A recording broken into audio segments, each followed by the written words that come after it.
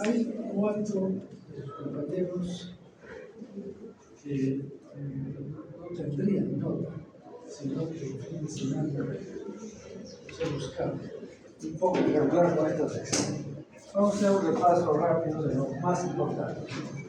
En primer lugar, decir que hay 3 variables infaltables en todo estudio epidemiológico descriptivo. ¿Cuáles son? Tiempo, lugar y persona. Muy bien, tiempo, lugar y persona.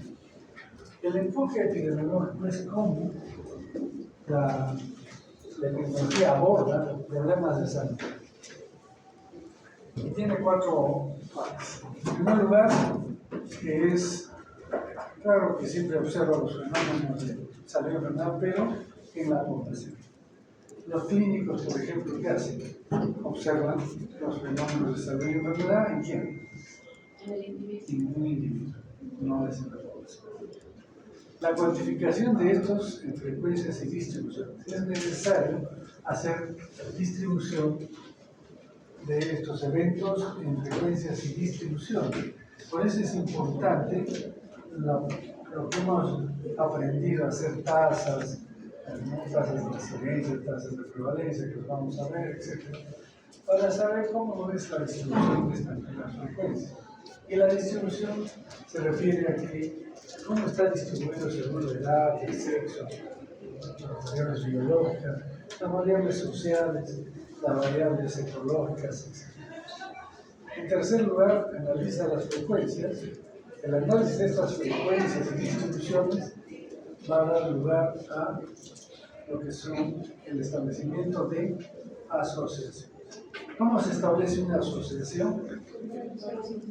Comparando sanos y enfermos, ¿cierto? Esa es la manera de hacer la asociación.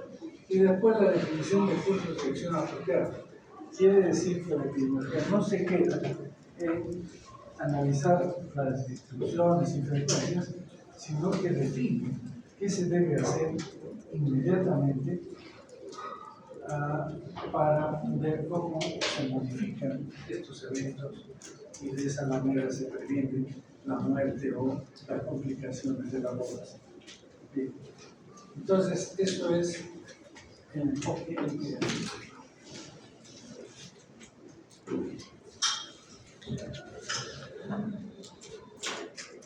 Van a disculpar si me ven medio caído, pero parece que tengo una virosis. Otro aspecto importante que ya hemos mencionado en la clase pasada es la causalidad. Entonces, antiguamente, en la antigüedad, ¿quién causaba las enfermedades? ¿Qué se decía de las enfermedades? Era un castigo. Pero eso ya ha quedado demostrado en esas situaciones.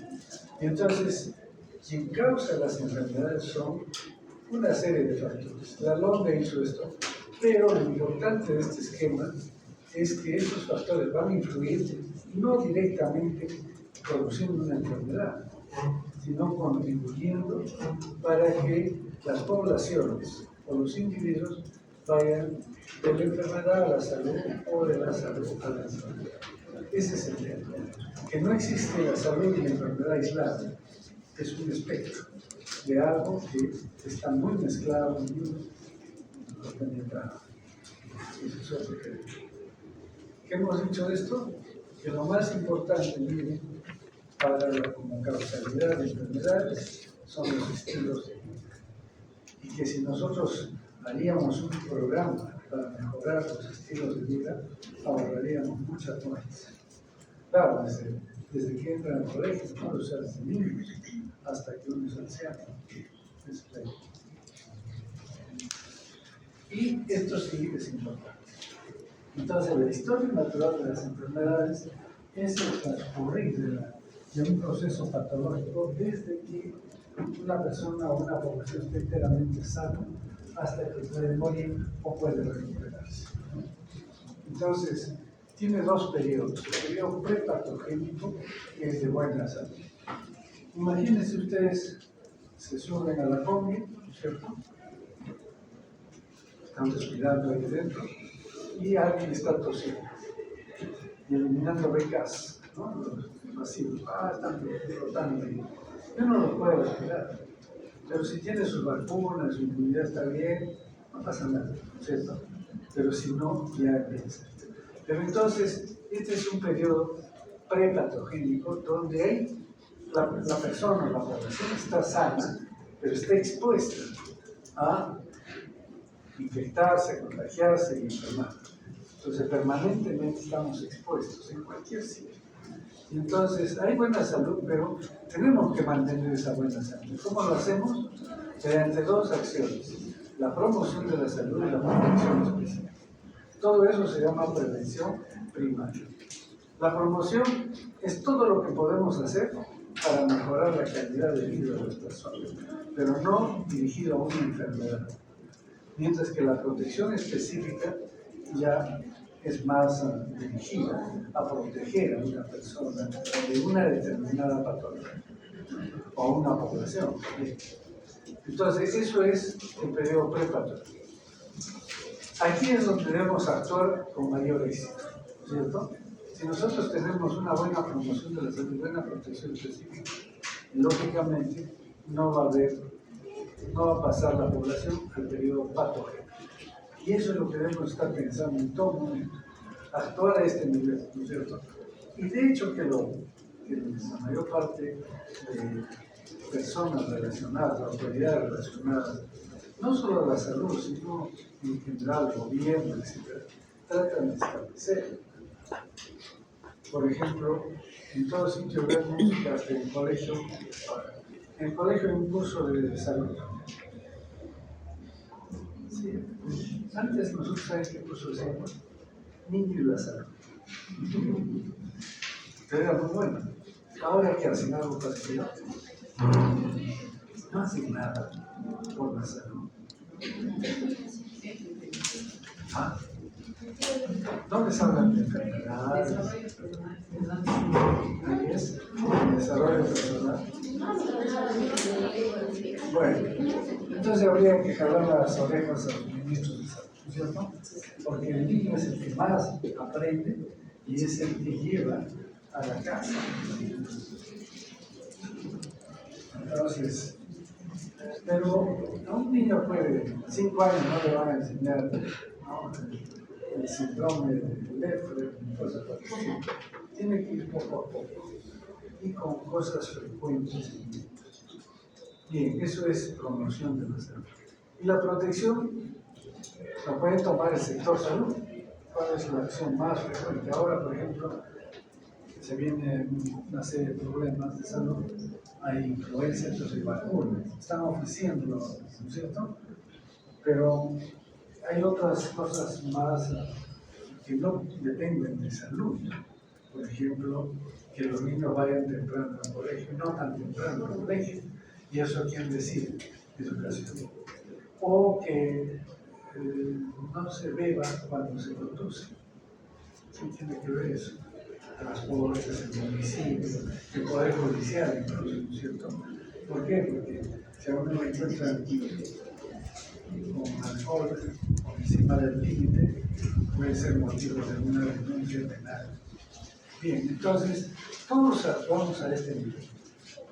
Pero a nivel patogénico ya hay algo de problema. Entonces, esto es nuestro problema de nosotros, lo que es el sector salud está acá. Entonces puede haber cambios preclínicos que no se evidencian con síntomas ni signos. Y entonces, pero que ya se pueden detectar. La investigación médica está en ese afán de encontrar métodos, técnicas que permitan detectar el periodo patogénico a este nivel. Un ejemplo, por ejemplo, un ejemplo. Tamizajes de cáncer, puede ser diferentes. Cada cáncer tiene su forma de actuar, etc., ¿cierto? Entonces aparecen técnicas moleculares, técnicas celulares, que permiten tener ya una sospecha de un periodo patológico. Entonces, eso significa un diagnóstico precoz y tratamiento temprano. Aquí se salva vidas, se salva la economía, ya no se gasta, etc. Entonces, este periodo es importante. Y también de la enfermedad clínica, que ya viene con síntomas, y no voy a permitir que avance el daño. ¿Y cómo lo hacemos? Por eso tanta exigencia tenemos acá, ya tiene que ser puntual. ¿Por qué? Porque es costumbre. Y si ustedes se acostumbran a decir, un rato más, mañana lo veo al paciente, ¿y qué pasa? Ya se empeoró, ¿no? Se complicó. Entonces ya no estamos limitando el daño. Bueno, el diagnóstico precoz y el tratamiento temprano y la limitación del daño corresponden a lo que es prevención secundaria.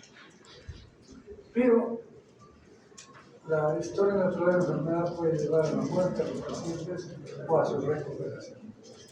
Y entonces se recupera y eso requiere rehabilitación. Como les dije el otro día. Por ejemplo, si una persona le hace una lobectomía pulmonar y luego se va a su casa, de repente entra en insuficiencia respiratoria y se muere. ¿Qué es lo que tienen que hacer? Darle una serie de ejercicios para que vaya fortaleciendo el otro pulmón, el otro tórax, y así pueda compensar su falta. Entonces, todas las enfermedades tienen una parte de rehabilitación. Eso no olviden, rehabilitación. Y eso es prevención de sí. ¿Prevención de qué? Dirán, pues si ya está al final, de la muerte. Para que no pase a la muerte o se inhabilite permanentemente. Bien. Entonces esto ya hemos visto, persona, lugar y tiempo. Esas son las variables principales. Pero estas variables tienen indicadores. Entonces, ¿cómo yo sé qué tan enferma está la población, qué lugares son problemáticos o qué periodos de tiempo hay que actuar? Para eso tenemos indicadores de natalidad, de morbilidad y de mortalidad. De natalidad ya hemos visto, sí, ¿no es cierto? ¿Se acuerdan? Hemos visto tasa de mortalidad infantil, tasa de mortalidad neonatal, bueno, eso es mortalidad. Pero también acá podemos saber tasa de nacimientos, etc. Lo que no hemos visto es morbilidad. Eso vamos a tener que hacer ahora con énfasis, porque esto no se está trabajando bien. Vamos a ver. Entonces, como hemos dicho que uno de los usos de la epidemiología es valorar la intervención, es decir, si hacemos una intervención, ya sea de promoción, de protección, de diagnóstico precoz, etc., debemos de valorar si esa intervención ha tenido impacto. Y entonces vamos a tener que buscar medidas de impacto.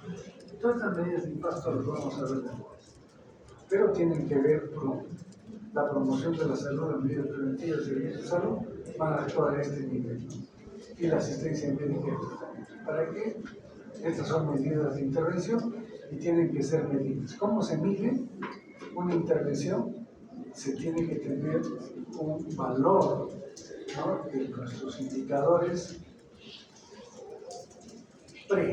antes de eso, y de aplicar las medidas, y luego después el post. De esa manera hacemos la comparación y vemos si ha tenido impacto o no la medida que nos aplica. Tenemos indicadores epidemiológicos, como hemos visto varios, pero hay que tener cuidado con los indicadores que nos pueden confundir.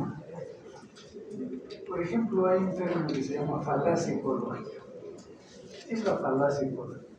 Supone que todos los que son miembros de un grupo tienen en común los mismos rasgos que definen al grupo. Entonces yo puedo generalizar, ¿cierto? Los pobres son tuberculosos. Esa es una falacia ecológica. Y quiero aplicar un concepto porque unos tienen un problema a todos. ¿Ya? ¿Por qué? Porque son ecológicamente similares, pero no siempre sucede así. ¿Y por qué no sucede así? Porque hemos visto que hay varios factores que influyen en los procesos. No es uno solo. Variaciones de base. Entonces puede ser que hay variaciones en las tasas. Para eso se hace comparación de tasas. Entonces, no comparación de valores absolutos, ¿se acuerdan? Nunca se hace comparación de valores absolutos, sino comparación de tasas. Eso se debe porque hay variaciones en la base. ¿Qué es la base? La población. Si yo tengo, por ejemplo, 1000 enfermos, y en este otro grupo tengo 2000 enfermos, yo diría, en este segundo grupo es donde hay más enfermos, pero tengo que ver la base, es decir, la población. Y entonces hay que comparar tasas, nunca comparar valores absolutos. Y aún, no siempre se puede comparar tasas. ¿Cuándo no se puede comparar tasas? Cuando tienen poblaciones diferentes. Entonces hay que hacer estandarización de tasas. Hay asociaciones falsas o espurias. Hay un estudio que me gusta referirlo porque es interesante. Sucede que alguien comenzó a estudiar la relación, la asociación entre la aspirina y el infarto del miocardio. Y entonces, a todos los que tenían infarto del miocardio les preguntaban qué medicamentos habían tomado antes del infarto. Y gran parte de estos grupos decían que habían tomado aspirina. Entonces dijeron, ese es el problema, ¿no es cierto? Pero no es así, lo vamos a explicar después. Se refería a que la aspirina se tomó por el dolor que ya estaba produciendo el infarto. O sea que el infarto ya estaba presente. Que no era claro, pero ya había. Ese es un caso. Pero, por ejemplo, la estadística pues es bonita, todo, pero a veces si no la practica una persona que conoce los temas, puede entrar en confusión. Por ejemplo, hicieron un estudio en un consultorio de neumología, ¿ya? Y entonces compararon pacientes con tuberculosis, con asma, con otros problemas. Y analizaron varios factores, alimentación, todo. Y a alguien se le ocurrió analizar el color de los zapatos. Y esto es en mujeres, en el grupo de mujeres. Y entonces encontró una asociación altamente significativa entre el color negro de los zapatos y la tuberculosis. ¿Qué tiene que ver el color negro de los zapatos con la tuberculosis? Claro, pero esa asociación existe. O sea, es estadística, significativa. Y entonces, si uno no sabe cómo es el problema de la tuberculosis, puede creerse en eso, ¿no? Que todos cambian de zapatos, de color de zapatos. Lo que pasa es que si tú tienes dinero, es eso. ¿Qué haces? Te compras muchos zapatos, ¿no es cierto? Y entonces te comprarás negro, por supuesto, pero también de color, ¿sí? Y entonces, ¿cómo usas? ¿Cuándo usas el zapato negro? Cuando tienes una ropa, pero si tienes una ropa de otro color, como tienes un closet lleno de zapatos, eliges el zapato. Pero si no tienes dinero y tienes que elegir por comprar un par de zapatos, ¿qué color lo compras? Combina. Entonces, en realidad, el color negro de los zapatos no está asociado a la tuberculosis, está asociado a la condición socioeconómica. Pero la condición socioeconómica sí está relacionada con la tuberculosis. ¿Sí? Entonces, hay que tener mucho cuidado con la información que nos dan los datos estadísticos. No analizarlos superficialmente y tomar decisiones equivocadas. Estas son asociaciones falsas o espurias, ¿no? No tiene nada que ver, si es que no tiene un trasfondo de orden importante. Varianza en las tasas con denominadores pequeños. ¿Qué es la varianza? ¿Sabes lo que es la varianza?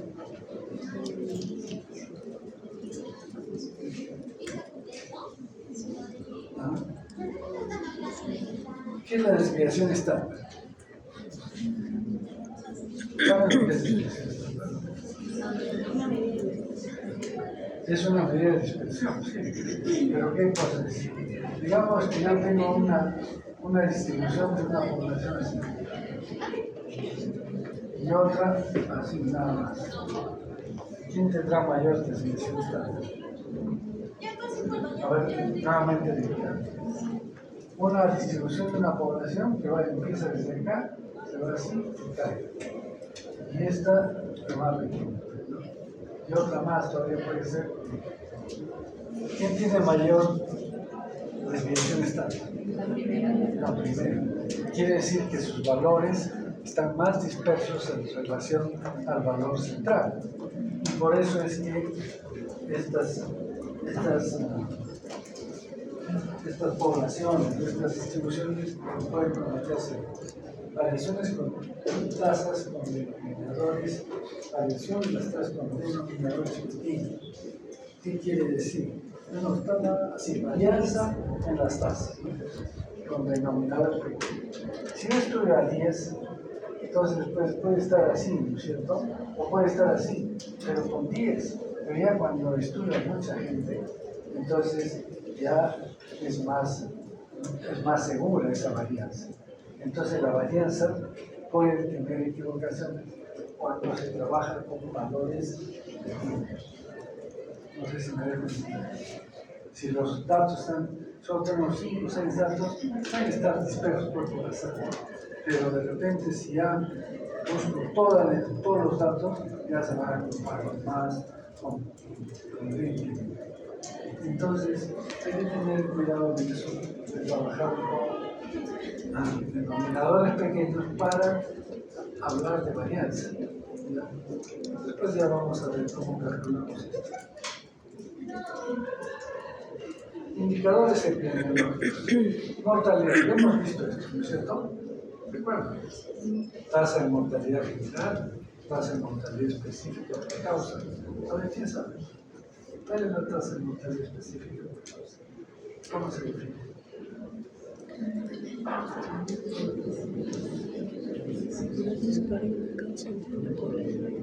¿Cuál es el denominador de la tasa de mortalidad específica? Población en general. Tasa de mortalidad materna, ya saben. Tasa de letalidad de una enfermedad. Bien, entonces esto ya no vamos a ver. Esto ya se ve. Y más tenemos tasa de mortalidad neonatal, post-neonatal, mortalidad infantil, mortalidad locos. Indicadores de morbilidad. Y esto sí, acá me voy a demorar porque a veces hasta mis colegas hablan, hablan por igual de incidencia y prevalencia. No es totalmente diferente. Entonces no son sinónimos, son valores completamente diferentes. Entonces, no sé quién se inventó este esquema, pero es muy útil. Mira, ¿qué es la incidencia? Este es el número de casos que van a aparecer nuevos. Ya, entonces, va a medir casos nuevos. Pero estos casos se pueden ir acumulando acá, ¿no es cierto? Son los casos nuevos. Y acá, el número de casos de antes, en un momento dado. Entonces, ¿qué pasa? Imagínense que la enfermedad cae como un choque, ¿no es cierto? Los números de casos a un depósito, que es la población. Y entonces, estos van acumulándose y todo esto se llama prevalencia. Entonces, la prevalencia va a variar en función de la incidencia, ¿sí?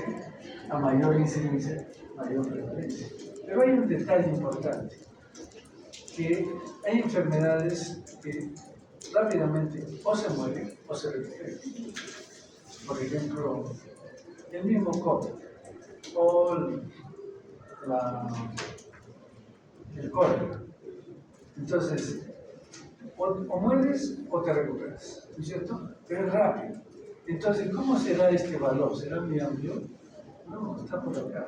Todos los casos que vienen rápido pasan por acá. Entonces, no hay un volumen aquí interesante. ¿Sí?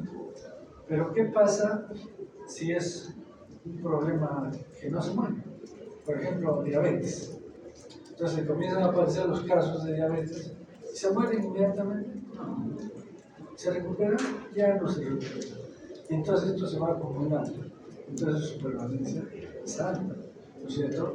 Mejor dicho, este valor es alto y se puede medir. Cuando está muy pequeñito pegado al sótano, al piso, no se puede medir, es muy inestable. Aumenta y disminuye por ser los casos. Entonces, pero en enfermedades crónicas sí se puede medir, ¿no? Porque más o menos es inestable. Y los casos no son tan frecuentes que aparecen lentamente. Entonces, ¿qué decimos de la prevalencia? La prevalencia es una medida de volumen, de cantidad, de volumen. Mientras que la incidencia es una medida de flujo, de velocidad. Y entonces, ¿quién puede llegar? ¿Cómo manejas el carro? ¿A qué velocidad vas moviendo? Así que no entiendo. Por hora. Entonces, la velocidad se da en unidad de casos por tiempo. ¿Sí? Entonces, no puedo decir, me voy a 100 kilómetros, pero se puede ser 100 kilómetros por día. Entonces, medida de velocidad, estoy diciendo que es la incidencia. ¿Qué quiere decir? No en los casos, sino un periodo, que puede ser un año, ¿no es cierto? Entonces, o un mes, o con enfermedades que son así violentas, rápidas, se dice por semana, incidencia por semana, va cambiando. ¿Listo? Eso es incidencia. Entonces, medida de velocidad o de flujo. Mientras que la prevalencia es una medida de volumen, de cantidad. Entonces, ¿cómo digo la prevalencia? Si digo volumen, Número de casos nuevos.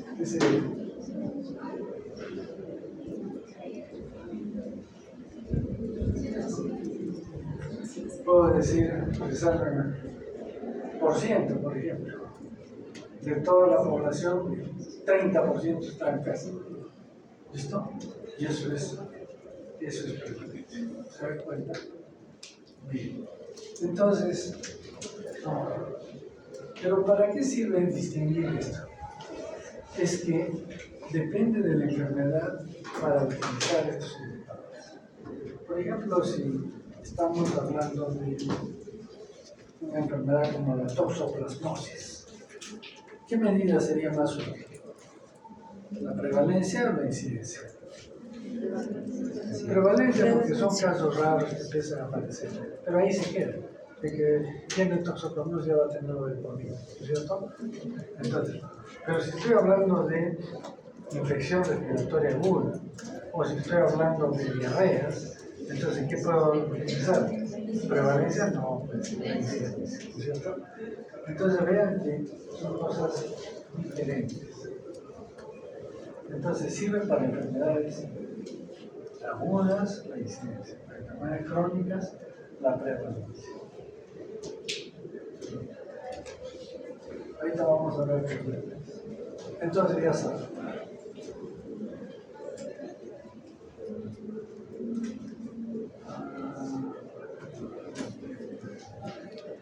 Antes de esto,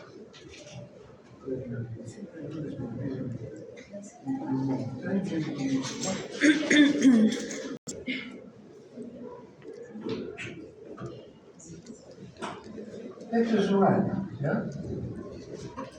Un año, ¿sí? Entonces, este es un caso. Empieza acá, esto es enero, ¿no es cierto? Y acá es diciembre. Este caso acá empieza en diciembre y termina, digamos, febrero. ¿Ya? Otro empieza acá en enero y se viene hasta acá y hasta acá. Otro puede estar hasta acá. Otro se viene hasta acá. Otro está por acá y ahora por acá. Digamos, hay otro que está, que viene desde acá y se va hasta acá. ¿Listo? Entonces, si yo quiero medir incidencia, ¿cuántos casos voy a considerar para la incidencia en ese año? ¿Cuántos de estos casos? ¿Ah? Solamente los casos nuevos. ¿Este será caso nuevo? No, porque ya es desde diciembre del año pasado. ¿Cierto? Entonces sería 1, 2, 3, aunque termine después. No interesa. ¿Está claro? Estos son casos nuevos. Pero si yo digo, supongamos que es esto acá. Esto es julio. ¿No? Julio. En julio, ¿cuántos casos habrá para la prevalencia? ¿Cuántos considera para la prevalencia? ¿Qué dice? O sea, estamos hablando, la prevalencia y la incidencia tienen denominador. Para la incidencia hemos visto que es 3 casos por este año, ¿cierto? Pero la prevalencia al 30 de julio, ¿cuánto será? 3 casos.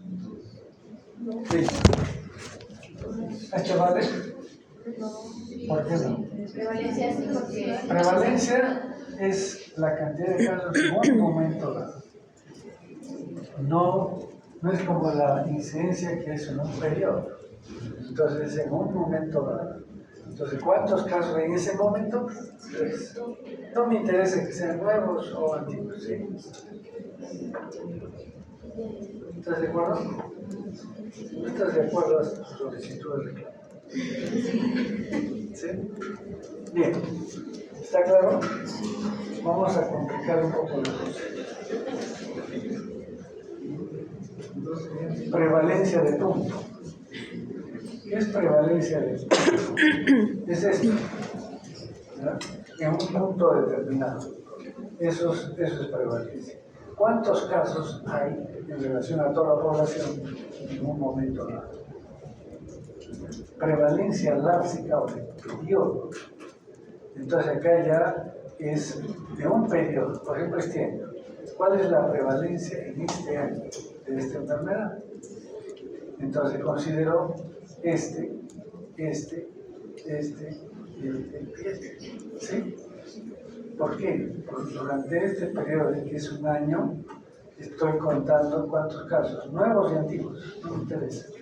1, 2, 3, 4. ¿Está claro? Eso es prevalencia lápsica o de periodo.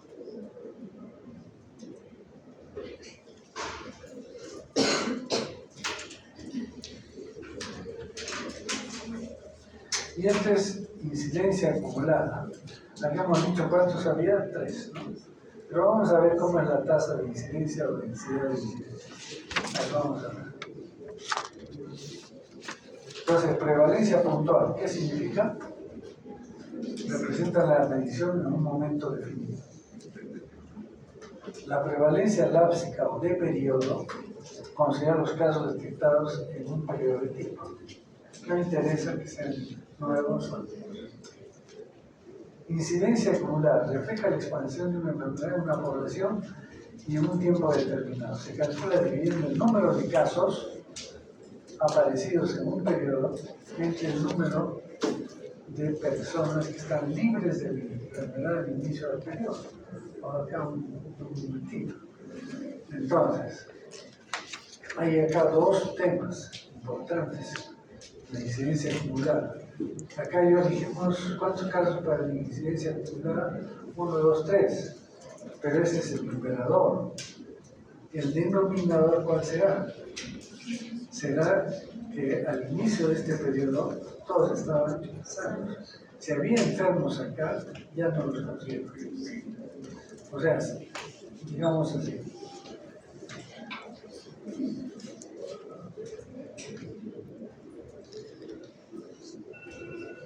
¿Se dan cuenta? Entonces, esos casos yo no los voy a considerar ni para el numerador y tampoco para el denominador. Entonces, ¿qué significa eso? Que si en la población hay 1000 personas, ¿ya?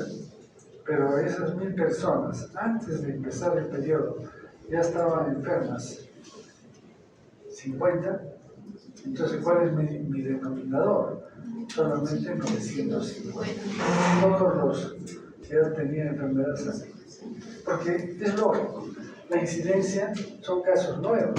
Y yo no voy a considerar casos nuevos como posibilidad de enfermar a gente que está enferma. ¿De acuerdo? Entonces, la incidencia acumulada, dice, se calcula dividiendo el número de casos nuevos aparecidos. Claro que son nuevos porque dice aparecidos en un periodo, son casos nuevos. Entre el número de personas que están libres de la enfermedad al inicio del periodo. ¿Queda claro? No. ¿Sí? Si no, levanten la mano. Entonces, sería 3 casos nuevos entre 7 personas que estaban sanas. Claro, digamos que estas son todas las personas. 1, 2, 3, 4, 5, 6, 7. 3 entre 7. ¿Sí? No. No, o sea, las que están sanas. 3 entre la población menos todos los que ya estaban enfermos. Yo no sé cuántos estaban enfermos. Yo he puesto algunos cuantos, pero puede ser más acá, que está ya enfermos. Entonces, la clave está en que el denominador retira a todos los que ya tienen la enfermedad. Entonces, y los que ya se recuperaron no cuentan como sanos. Depende. Si están recuperados, sí, pero en ese momento no están enfermos. Claro. Depende de la enfermedad. ¿Listo? Muy bien. Y entonces, eso es incidencia. Incidencia acumulada. Pero la tasa de incidencia o densidad de incidencia es otra cosa. Y es más útil, es más exacta. La relación entre el número de casos, de nuevos casos a lo largo de un periodo concreto y la suma de los periodos de riesgo de cada uno de los individuos a lo largo del periodo que se especifica. A ver, ¿se entiende o no se entiende? ¿Se acuerdan cuando habíamos hablado de persona-tiempo? Entonces, aquí el denominador va a persona-tiempo, no número de personas. ¿Por qué? Porque digamos que han empezado sanos el periodo 1000, ¿ya? Y van a empezar a enfermarse algunos, ¿no es cierto? Pero de repente hay una persona que llega hasta acá, o a la mitad, y se muere, o desaparece, se va y sale del estudio. Entonces, ¿qué voy a contar? No puedo contarla toda, ¿cierto? Porque es solamente en la mitad del tiempo. Entonces, 0.5 personas tiempo. ¿Se dan cuenta? Entonces, para la tasa de incidencia o densidad de incidencia, se considera el tiempo de la persona expuesta a este efecto. Si ya se fue, ya no está expuesta. ¿Sí? ¿Está claro? Entonces, miren, hay dos tipos de prevalencia. Prevalencia, ¿han dicho? Puntual en un momento dado. Y prevalencia lápsica o de periodo, que es en un periodo. Y la incidencia acumulada, que es en un periodo. Pero ¿cuál es la diferencia? Porque si la incidencia acumulada es un periodo y la prevalencia lápsica también es en un periodo, ¿cuál es la diferencia? El denominador.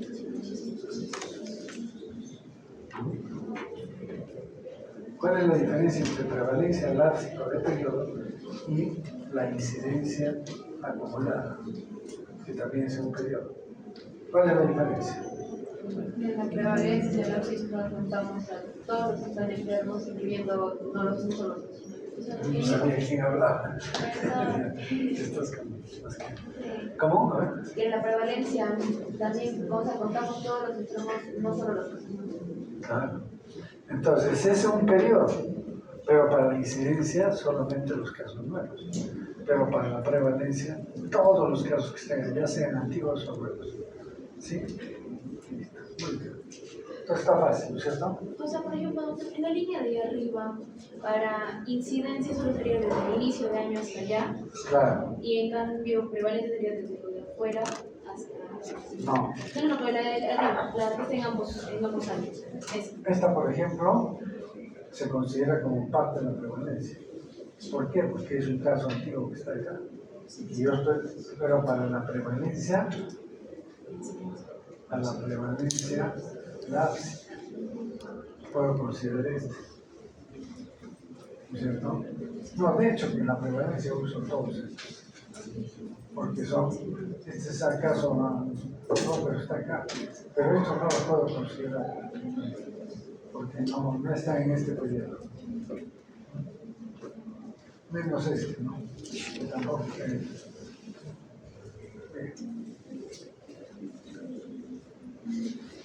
Bien, vamos a ver otros detalles que son interesantes.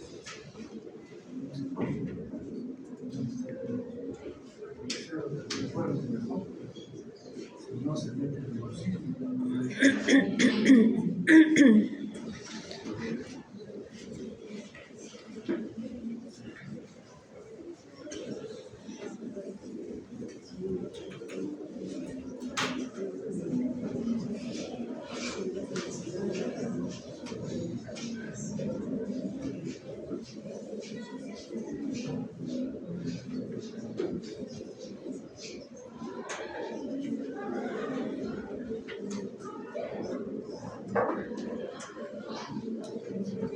Entonces, hemos visto indicadores de mortalidad, ¿no es cierto? Indicadores de morbilidad. Hay otros más, pero los más importantes son incidencia y prevalencia. Pero también tenemos indicadores de los servicios de salud. O sea que si yo quiero estudiar como población de los servicios de salud, también tengo indicadores que tengo que medirlos para ver si un servicio de salud está yendo bien o está yendo mal. Entonces, hay indicadores de estructura, de proceso y resultado. ¿Cierto? ¿Por qué es esto? Porque esto obedece a solo lo he puesto ahí.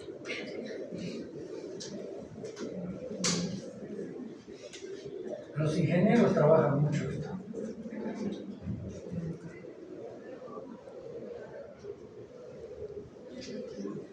Entonces acá hay una puerta de entrada, ¿verdad? Se llama en inglés input, ¿no? Hay una puerta de salida que se llama output.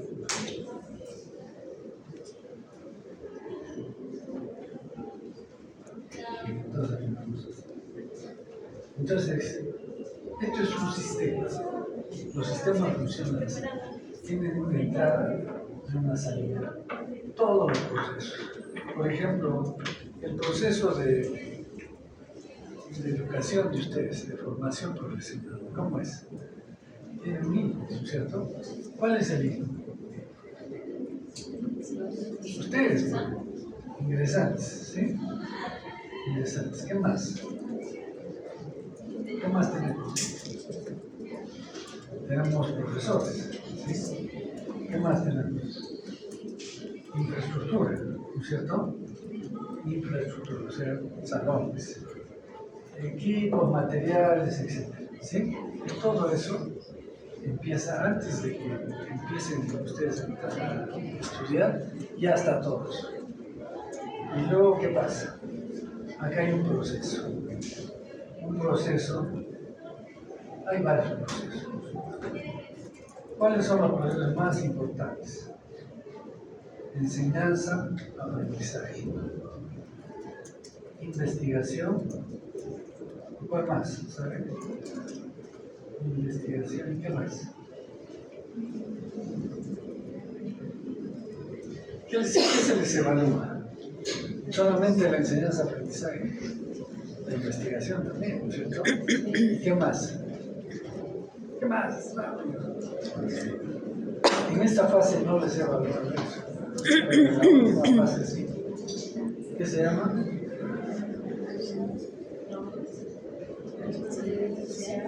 Responsabilidad social universitaria. ¿Se dan cuenta? Esos son procesos. ¿Y cuál es la salida? Titulados, ¿no es cierto? Titulados. ¿Qué más? ¿Qué más? ¿Nada más? Artículos. De la investigación sale artículos. Producción. Y de la responsabilidad que se sale. Actividades de responsabilidad social. ¿Cierto? Esto es un proceso, así es. Mejor dicho, son procesos que están dentro de ¿qué? ¿Qué es esto? Un sistema. Y los de acá puede volver a venir acá. Y así permanentemente. Así es la naturaleza. Por ejemplo, ¿cómo es que se produce oxígeno? Porque respiremos. ¿Ah? Las plantas hacen fotosíntesis. La fotosíntesis es un proceso. ¿Cuál es la entrada para la fotosíntesis? La luz solar. ¿Qué más? El CO2. ¿Y qué es lo que se va a producir? Oxígeno y también carbohidratos. Entonces es un proceso, ¿se dan cuenta? Todos son procesos. Y entonces, ¿qué decimos de...?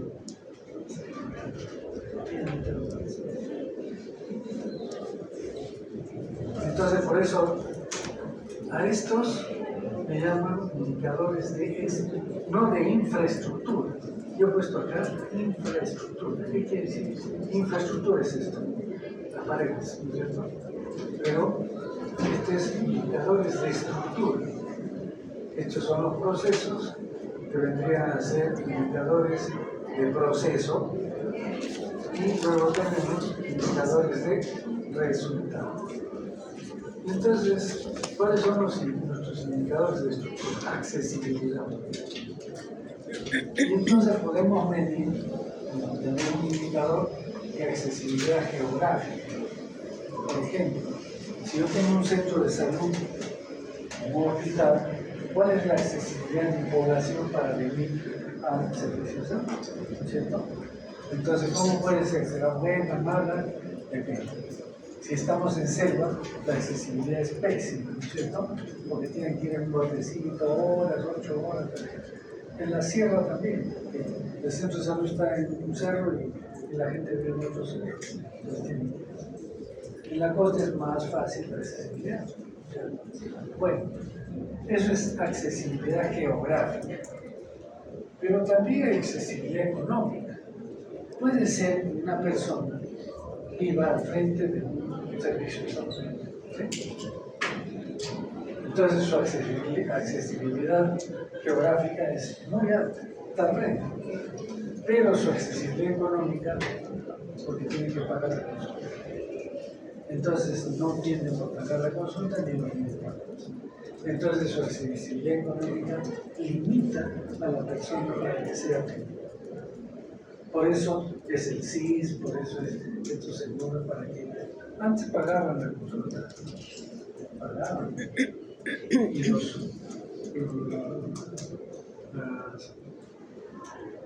estas agrupaciones religiosas daban atención. Cobraban 5 soles de consulta, pero daban atención. Cuando aparece el CIS, quiebran todas estas ONGs, ya sea religiosos y otro tipo. ¿Por qué? Porque en el CIS no pagan nada. Entonces, ¿qué prefieres? ¿Pagar 5 soles o nada? Pero ahora nuevamente van a empezar, porque ya el CIS está quebrando, ya no tiene plata. Entonces otra vez, eso se llama desigualdad económica. Pero ¿qué pasa si una persona vive al frente del servicio de salud? Está al frente y tiene plata, pero no va. ¿Por qué no va? Porque no cree en los médicos. ¿Y dónde se va? A los chamanes. Se trae gastos. ¿Sí o no? Es que no tiene accesibilidad cultural. Entonces, su cultura le hace que tome otra opción. Y no necesariamente el acceso a los servicios de salud. En resumen, ¿qué es lo que, bueno, hay más, pero ¿qué es lo que tenemos que hacer para que la gente acuda a los servicios de salud? Si tú estás directora de un centro de salud y estás ahí en la puerta con Matamoros, pues nadie viene, ¿no es cierto? ¿Qué tienes que hacer? Ver tu accesibilidad geográfica. De repente hablar con transporte para que haya una movilidad que vaya para allá, ¿no es cierto? O en la planificación que se hace, colocar los centros de salud en el sitio central, ¿no? Más cerca de todos. Bien, en lo económico no se puede hacer mucho, pero sí se puede que sea barato que lo compres. Gestionar un seguro para que no se vaya. Y en lo cultural, ¿qué tenemos que hacer? Es importante la educación. Bien, y otros indicadores de estructura. Disponibilidad. Esto es algo así como acá, profesores, material. Cantidad de recursos entre la población. ¿Y qué recursos? Por ejemplo, 1000 médicos por 1000 habitantes. Ese es un dato interesante. ¿Cuántos médicos debe haber por 1000 habitantes?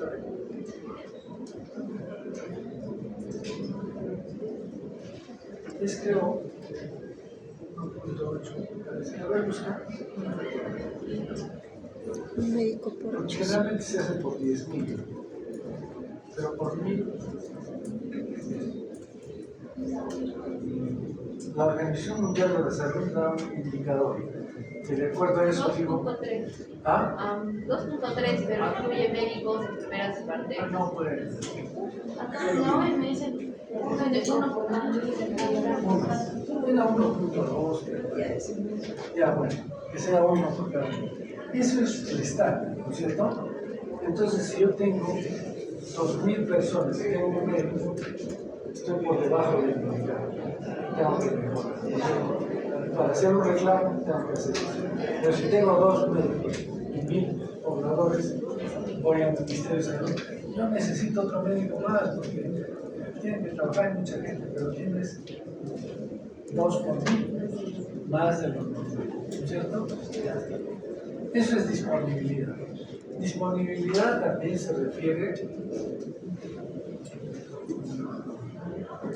a cuántas salas de parto, cuántos consultorios, cuántas salas de emergencia, etc. Todo es lo que tienes para poder hacer. Cuántas enfermeras, cuántos técnicos, tienes laboratorios, ¿no? Eso es la disponibilidad que cuenta el servicio de salud para atender a la gente. Y la adecuación, que es la relación entre los recursos y necesidades reales de los usuarios. Entonces, acá sí, por ejemplo, acá puede ser cuántos médicos, ¿no? En la disponibilidad. Pero para aquí, la relación entre recursos y necesidades, ya tenemos que saber cuántos por cada 1000 habitantes, etc. ¿Sí? Entonces, eso es accesibilidad, disponibilidad, adecuación. Indicadores de proceso. Esto ya es proceso, estamos aquí. Y entonces, volumen de actividades. ¿Cuántas consultas se hacen por semana, por mes? ¿Cuántos partos se atienden? Porque yo puedo tener buena disponibilidad. Tengo varios médicos, todo, y no se atiende nada. Entonces, estoy por debajo del número de consultas, de partos, cuántas vacunaciones, etc. Ese es el volumen de actividades que uno tiene. Luego hay otro indicador que se llama indicador de uso. ¿Qué significa esto? Pueden ser dos tipos, intensidad de uso y extensión de uso. Intensidad de uso es promedio de servicios recibidos por usuario. Eso generalmente es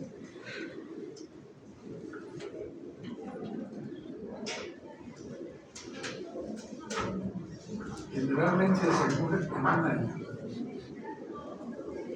Entonces, por ejemplo, promedio de servicios recibidos por usuario. Por ejemplo, si yo digo que la extensión de uso en el consultorio de pediatría es 3, ¿qué significa? ¿Qué dice?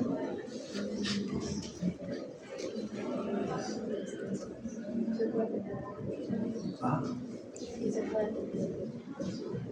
No, esto ya es que se atendió este año pasado, se atendieron 3 veces a cada usuario, en promedio. Puede ser 2.5, etcétera, es promedio. ¿Sí? ¿Qué quiere decir eso? Que, por ejemplo, vino un chico y se le curó su diarrea, pero volvió otra vez por diarrea y después otra vez, 3 veces al año, ¿no? Y otra es la extensión de uso. Es la proporción de población que hace uso de servicios de salud. ¿Qué quiere decir?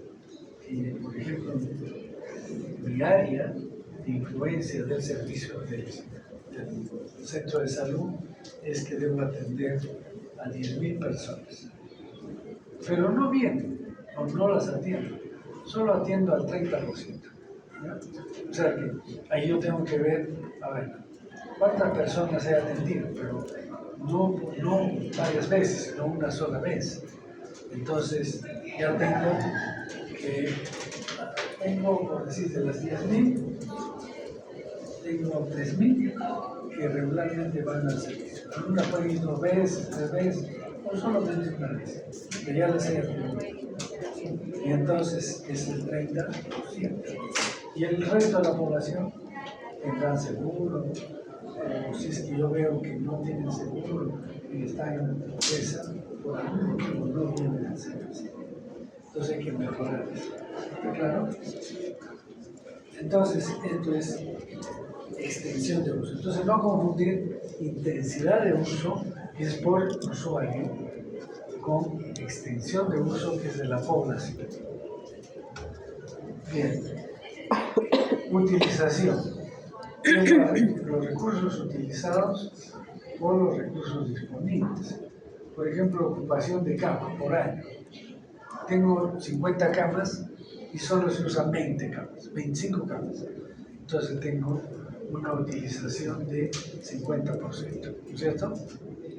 Entonces mal haría en pedir más camas para el servicio. Si estoy con un indicador de utilización del 50%, no estoy utilizando. ¿Qué es R? ¿Okay? Recursos utilizados, recursos disponibles. ¿Cuál es el recurso utilizado? De la cama, ¿cierto? Y o sea, los que se han utilizado tanto cama de todas las que tenía disponibles. Bien, productividad. Esto es servicios alcanzados. Recursos disponibles, por ejemplo, consulta por hora médico disponible. ¿Cuántos pacientes debe tener un médico en una hora? 4. Sí, eso lo estandarizado. 4, ¿no es cierto? Algunos les exigen más, ¿no? Son 5. Entonces, eso es servicios alcanzados, es la productividad. Entonces, si tengo, por ejemplo, 2 médicos que están atendiendo, ¿cuántas consultas debo tener? ¿Qué dicen?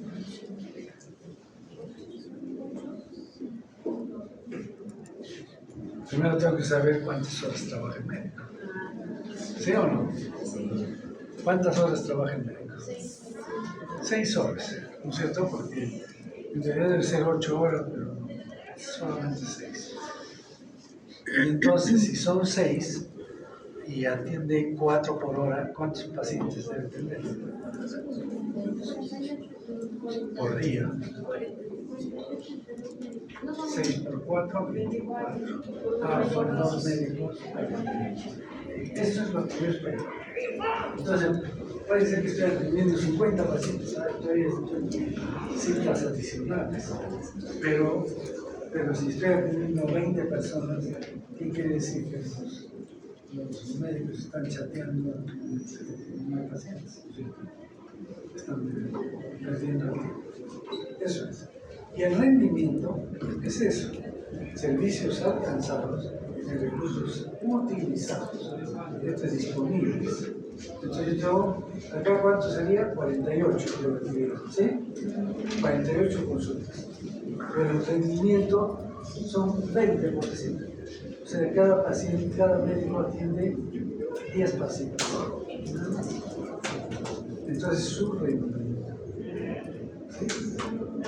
Por eso les han visto que les pagan en algunos por rendimiento, si es que rinden, ¿no? O sea que ellos deben de rendir ¿cuánto? 48 consultas. Están por debajo y que si no te va a dar un producto. Pero si estás atendiendo 60, entonces date que darte un producto. Está por rendir. ¿Sí? ¿Se entiende?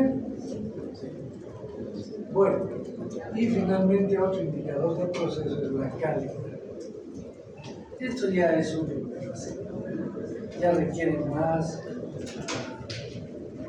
estudio. ¿Cómo determino la calidad de un servicio? Ese es el sumo. Encuesta de satisfacción es uno, pero no siempre es así, ¿cierto? Hay otras de porcentaje de diagnósticos certeros. Entonces, si tengo 100 diagnósticos y solamente se acertó 50%. ¿Qué quiere decir? Que se está equivocando. Entonces hay que volver a encontrar más días. Entonces hay que mejorar capacitación. Eso es calidad. Calidad también puede ser tiempo, por tiempo. La calidad también es dentro de lo que es la satisfacción. Debatir el tiempo, que no van a esperar por las 4 de la mañana hasta las 11 de la mañana. Y un señor, otro día, a manejo, me contó. Me dice, tuve que levantarme a las 2 de la mañana para ir al hospital de Canadá para hacer la compra. Y entonces, ya empezó la consulta, me dieron la cita y no me llamaron, entonces tuve que esperar. Y si me voy y me llaman, yo no me cita. Entonces espero. A las 11 de la mañana le llamo. Y el médico le dice, ¿usted qué quiere?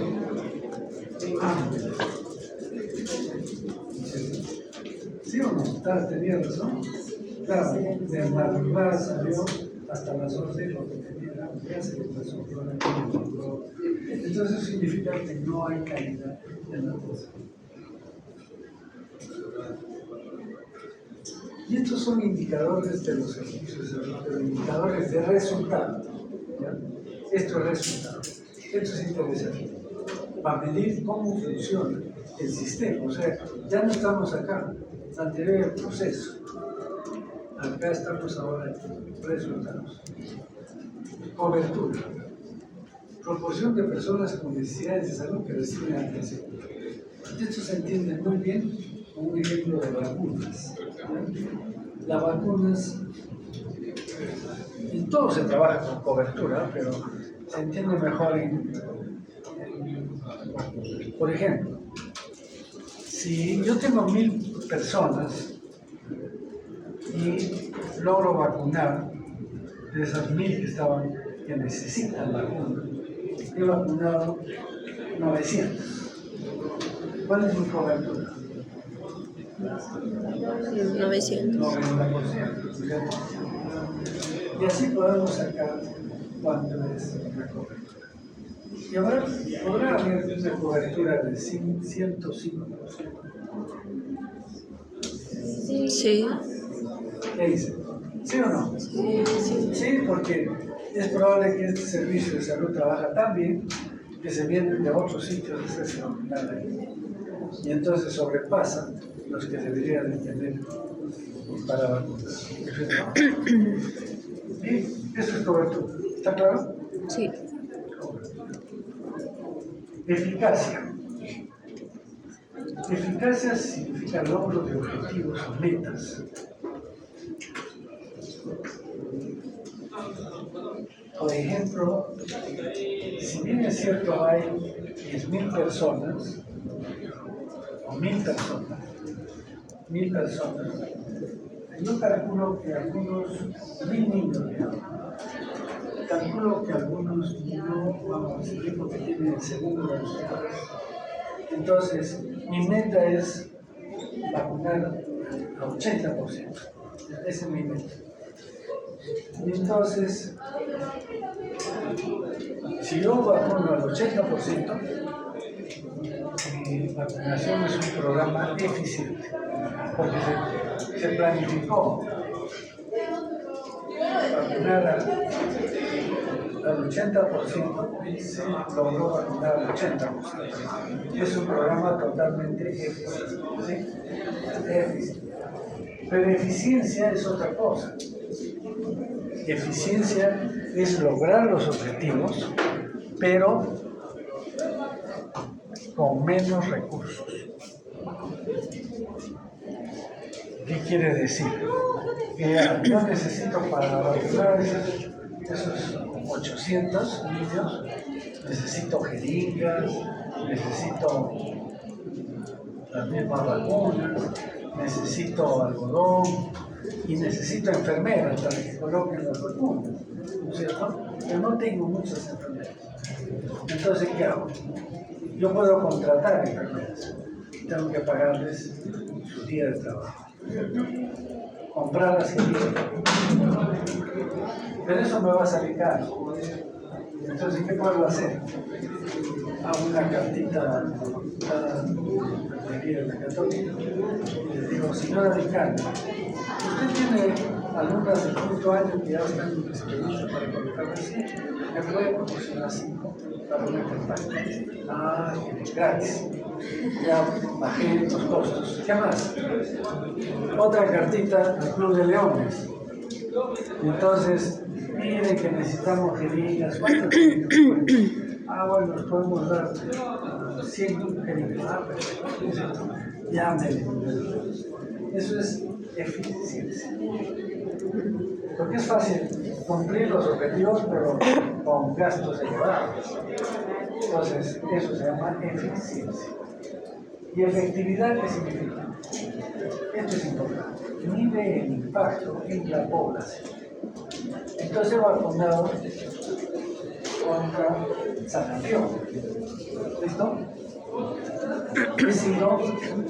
He tenido buena cobertura, buena eficacia, buena eficiencia, no sé, pero al cabo de 2 meses, 3 meses de que apliqué la vacuna, me empiezan a aparecer un montón de casos de los que he vacunado con sarampión. Entonces, ¿cuál es mi efectividad? Por debajo del esperado. Y entonces, eso significa que el impacto en la población no fue bueno. ¿Y entonces a qué se puede deber? Hay que averiguar. De repente no, la cadena de frío no fue eficiente, o las enfermedades que les dieron gratis no sabían poner todo eso. Entonces, para saber los resultados tengo que conocer estos 4 indicadores. Tengo que medirlos. Por eso dicen, a ver, hemos hecho una campaña de capacitación, qué sé yo. Y hemos capacitado a 100 personas. Hemos gastado tanto, perfecto. ¿Y cuál es el impacto? Entonces hay algunos que son ricos y dicen, y eso me ha pasado en varias tesis, el impacto de un programa educativo en fase clases. Entonces era una población que tenía 20% de fase clases, de prevalencia. 20%. Entonces, ¿qué hicieron? Estos maestría, una tesis de maestría. Entonces fueron y le dieron un programa de capacitación a los chicos de quinto de secundaria. Y entonces les tomaron una prueba de entrada. ¿Sí? Y lógicamente preparados todo. Ni qué cosa era fácil. Y después hicieron la capacitación, la explicación, se adquiere así, etcétera, etcétera. Y el examen les tomaron y todos salieron, 90%. Entonces dijeron el impacto, eso no es impacto, ese es impacto educativo. Pero impacto en salud, no. ¿Qué teníamos que ver? Que la educación que se le ha dado a esos niños ha repercutido en la prevalencia de la enfermedad. O sea que ha hecho disminuir la prevalencia de la enfermedad. Si no, no es impacto. ¿Se dan cuenta? O sea, eso no mide la efectividad del programa. Lo que ha medido es, digamos, la efectividad, pero de la educación, pero no del programa. ¿Está claro? Y entonces, rechacé la tesis y desde esa vez ya no me llaman la posgrado. Ese doctor de Kim, vivo más feliz. ¿Sí o no? Es que saben que esto va un poco mal. Las personas tienen que ser íntegras. Es muy conocido, ¿no? Que la gente se vende por un plato de lentejas. Pero no, nunca se haga eso. Hay gente que por los 5 soles son capaces de arrodillar, echarle los zapatos. Uno tiene una dignidad y tiene una valoración de su propia persona. Entonces, si no quieren, me llaman para otra cosa. Ahora vamos a ver, ustedes tenemos tiempo. 9 minutos. Ya, un poquito vamos a avanzar en causalidad en epidemiología. Entonces, la preocupación de todos los investigadores es buscar causas, ¿cierto? Y eso obedece a que si encuentro la causa, encuentro cómo controlar y desaparece ese elemento. ¿Sí? Pero no es tan fácil. Entonces, apareció un modelo causa simple, efecto simple. Esto se ha trabajado hace mucho tiempo. Por ejemplo, tuberculosis es el efecto, ¿cierto? ¿Y cuál es la causa? ¿Ah? El micobacterio tuberculoso. Entonces, micobacterio tuberculoso. Ese es un modelo causa simple. Pero cada vez eso ya está perdiendo. Sin embargo, con los últimos avances se han encontrado unas cosas interesantes. Por ejemplo, enfermedades crónicas, con agentes infecciosos. Por ejemplo, el cáncer cervical. ¿A qué se debe el cáncer? Bueno, cáncer cervical. El inicio de las relaciones sexuales. ¿Qué más? Varias cosas. Muchas cosas puede explicar, pero después se ha encontrado que es un virus. Nunca se pensó que era un virus. ¿Ya? Entonces, ¿qué es un virus? ¿No? Porque decían, como cáncer es por la nutrición, que esto, que lo otro, etc. Y encuentran el virus del papiloma humano, que era directamente relacionado. Modelo, causa simple, efecto simple. En un buen porcentaje. Entonces, ¿qué hacen? Rápidamente te hace controlar el virus. No me importa, ¿ah? No me importa que tenga relaciones, no. ¿Sí? Claro, Paco. ¿Se acuerdan? Entonces, como que estamos regresando al modelo de causa simple, efecto simple, en algunas cosas. ¿No? Después, carcinoma hepatocelular. Y entonces, ¿a qué se debe? Antes decían, no, pues un cáncer, ¿no? Que la alimentación, que la exposición, que los estilos de vida, etc. Virus de la hepatitis B. Dos compañeros que se han muerto por cáncer hepatocelular. Uno cirujano de tórax que se clavó, no, con una vagelina o con un bisturí, que estaba operando a un paciente con hepatitis. Y se murió. Y la otra que trabajaba en medicina también. Y entonces, esto les digo porque es real. Úlcera péptica, hasta eso que conozco a la tradición. Desde que era niño, lo veía mi padre que iba al seguro y era ulceroso. Y le daban se llamaba mocaína, un antiácido, en unas botellas de vidrio caramelo. Ahí se acumulaban, ahí tenía que botar tantas botellas de mocaína. Y le daban una ansiolítico. Porque decían que la úlcera es por ansiedad, mi padre era ansioso, y que se llama obedecía la acidez del estómago. Nunca lo curaron. Se murió con una chancaca ahí de varias úlceras. Y entonces, alguien se dio cuenta que eso era debido al helicobacter. Y ahora le dan un antibiótico y se acabó la úlcera. Ya no tiene que ver tanto. Ya no es una enfermedad crónica, es una enfermedad infecciosa. Carcinoma gástrico, igual, está encontrado, que también tiene que ver el helicobacter pylori. Enfermedad isquémica coronaria, mierda, enfermedad del corazón, que ha encontrado que la clamidia neumonía tiene que ver con diabetes mellitus tipo 1, no la 2, es un enterovirus, pero también es genético. Artritis reumatoide, ¿cuál es la causa? Es una enfermedad autoinmune, genética, ¿no es cierto? Pero es genética, pero tiene que expresarse en un momento. ¿Cuándo se expresa? Cuando la persona se infecta con piroplasma u otro agente susceptible a letras. Enfermedad de Crohn, Mycobacterium paratuberculosis, sarcoidosis, virus herpes humano, litiasis renal. ¿Cómo una litiasis va a tener un origen? Es por la dieta, ¿no es cierto? Una nanobacteria. Esquizofrenia, ahí está, eso sí es una enfermedad mental. Que han encontrado virus de la enfermedad Gota.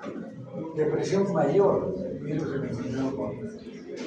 Sarcoma de Kaposi, virus del herpes humano 8. Medulloblastoma de la infancia, virus esclerosis múltiple, virus. Enfermedad renal poliquística, hongos. Entonces, y últimamente fue con todo el descubrimiento del genoma humano, ¿qué se está diciendo? Que todas las enfermedades tendrán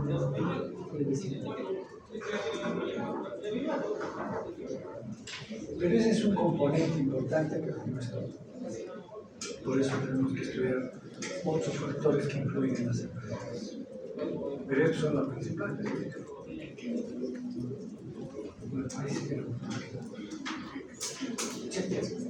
Aquí no.